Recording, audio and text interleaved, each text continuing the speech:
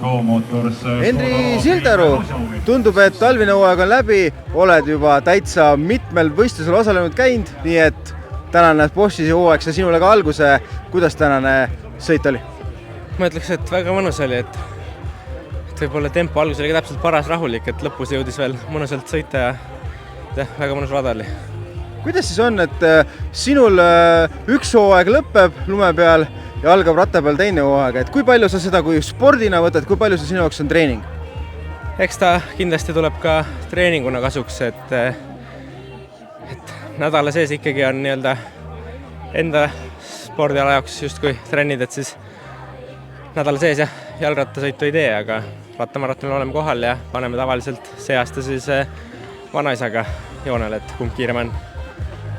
Et nüüd ongi, et nädala sees teed siis erialast sporti ja nädala vahetusel käid siis maratone sõitmas. Ongi niimoodi?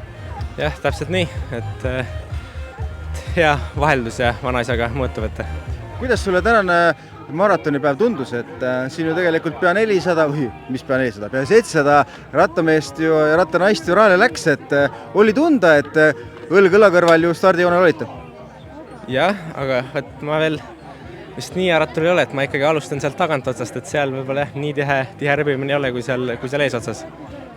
Aga kuidas sulle Alutaguse maraton meeldis, et rada on siin ju täiesti omanäoline, et mida ju kuskil mujal tegelikult näha ei ole? Et väga mõnus on, et väga palju võib-olla siuke lagede peal sõitmist ei ole, et ongi siuksed mõnusad metsavaheteed ja kruusa peal, et mõnus ja hea tempoga saab sõita. Väga super, igal juhul Henri, jõudu jaksu sulle ja näeme jälle. Aitäh! Suur tänu!